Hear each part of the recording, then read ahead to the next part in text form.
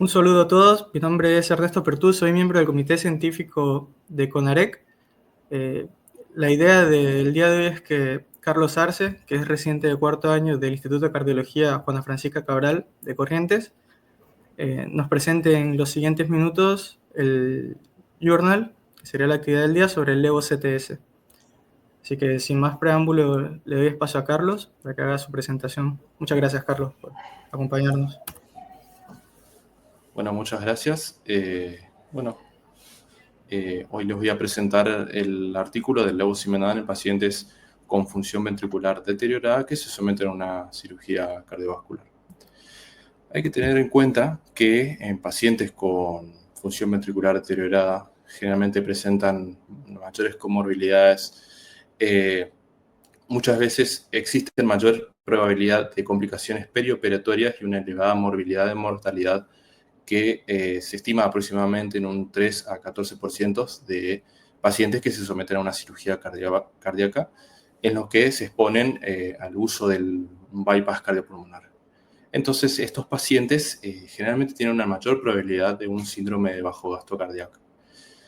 El síndrome de bajo gasto cardíaco a corto plazo tiene una elevada mortalidad, como sabemos, aproximadamente 15 veces más altas que los pacientes que no presentan este síndrome en los postquirúrgicos cardiovasculares. Entonces, tenemos que están asociados a mayor mortalidad, por lo cual la prevención de este tipo de síndrome es muy importante, el uso de tanto de inotrópicos como el bypass cardiopulmonar. Hay que tener en cuenta que el levosimendan es un fármaco inotrópico y que los estudios previos demuestran que el mismo aumenta el índice cardíaco, el volumen sistólico y existe también una reducción del consumo de oxígeno miocárdico mediante la disminución de la resistencia vascular periférica. Esto se resume en una menor mortalidad, mayores efectos en pacientes con menor función ventricular comparados con aquellos que presentan una función ventricular conservada.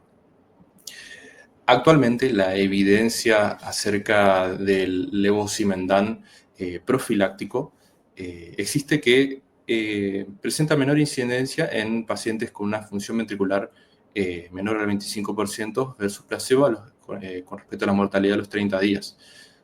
Pero existe un reporte más reciente, que es un reporte en Lincoln, que estudiaba pacientes que se sometían a una cirugía de revascularización miocárdica con una función ventricular deteriorada, en el cual no se demostraron beneficios del levosimendan profiláctico, por lo cual se realiza el estudio con el objetivo de evaluar este tipo de uso. El LEVO-CTS fue un estudio multicéntrico, randomizado, controlado y de fase 3, que se incluyeron en ese entonces 882 pacientes. Se randomizaron tanto a levosimendan como a placebo. La administración profiláctica de placebo, del levosimendan, estaba dada en una dosis de 0,2 microgramos kilo minuto a pasar en una hora, seguido de otra infusión de 0,1 microgramos kilo minuto que se pasaba durante 23 horas. ¿Qué hipótesis se planteó en ese momento? Que la administración profiláctica del levosimendan podría reducir la incidencia del síndrome de bajo gasto cardíaco postoperatorio y a su vez mejorar los resultados en pacientes que presentaban alto riesgo de una disfunción ventricular izquierda que se sometían a una cirugía cardíaca con circulación extracorpórea.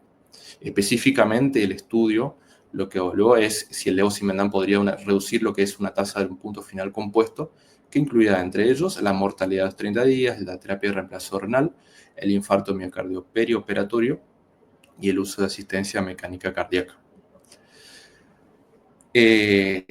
Entonces, los criterios de inclusión de este estudio fueron pacientes mayores de 18 años que se sometían a cualquier tipo de cirugía cardíaca, en los cuales se incluían cirugía de revascularización miocárdica, reemplazo valvular aórtico, mitral, y también se incluían cirugías combinadas. También el uso de bypass cardiopulmonar, obviamente, y una función ventricular deteriorada, en este caso el punto de corte era menor a 35%.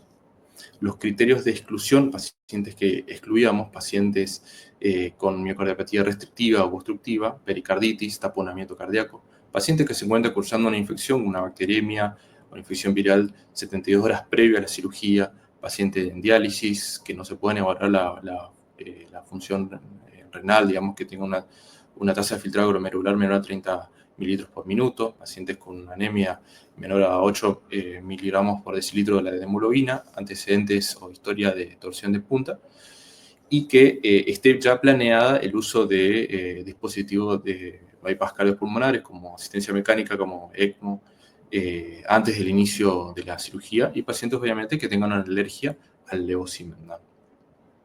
Entonces, ¿cuál fue el punto final primario de este estudio? Tenía dos componentes de eficacia finales.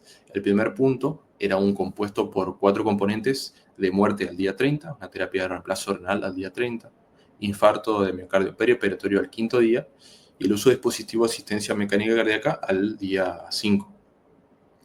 Y un segundo compuesto de muerte al día 30 y el uso de dispositivo de asistencia mecánica cardíaca al 5.º día.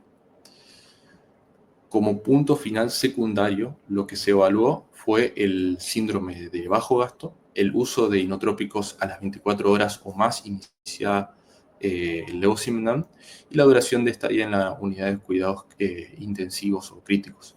Teníamos como puntos de seguridad muy importantes la hipotensión, una nueva aparición de una nueva fibrilación auricular, la taquicardia ventricular o fibrilación ventricular o un paro cardíaco respiratorio que haya sido resucitado, pacientes que presenten accidente cerebrovascular o muerte a los 90 días.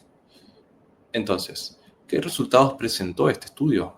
Es importante señalar que este estudio, como punto, 882 pacientes que fueron randomizados, 442 fueron a la rama de levosimendan y 440 a la rama de placebo. Podemos observar como resultado que el punto final primario compuesto en este estudio no presentó una significancia estadística. Se puede evaluar, si podemos ver las dos curvas de la curva de Kaplan-Meier a los 90 días de la cirugía, la reducción de la mortalidad no fue significativa en ese entonces. Pero si nosotros evaluamos el punto final secundario del estudio, vemos que este fue estadísticamente significativo la menor tasa de síndrome de bajo gasto y el uso de iniotrópicos a las 24 horas o más iniciadas la infusión. Entonces, podemos concluir que este estudio, el levosimendan profiláctico, no resultó a corto plazo en la reducción del punto final primario compuesto por muerte, terapia de reemplazo renal, el infarto miocardio perioperitorio o el uso de dispositivos de asistencia mecánica cardíaca. Hay que tener en cuenta que si bien el punto final secundario presentó una menor incidencia en lo que correspondería al síndrome de bajo gasto perioperitorio y el menor uso de fármacos inotrópicos comparando con placebo, esto sigue representando un punto final secundario del estudio. Y a su vez no hubieron significancias estadísticas en la mortalidad a los 90 días. Hay que tener en cuenta que el estudio tuvo sus limitaciones y fortalezas. Dentro de las limitaciones, los desafíos encontrados, se sugieren que dosis más altas de levosimendan en estos pacientes podrían ser más efectivos. Pero hay que tener en cuenta que dosis más altas en pacientes con una función ventricular deteriorada, existe una alta incidencia de efectos adversos, como por ejemplo era la hipotensión en estos casos.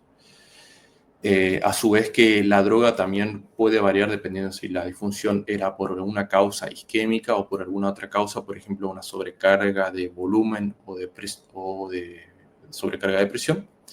Y otra cosa que fue un desafío crítico del estudio es la elección del punto final. Los investigadores indicaron,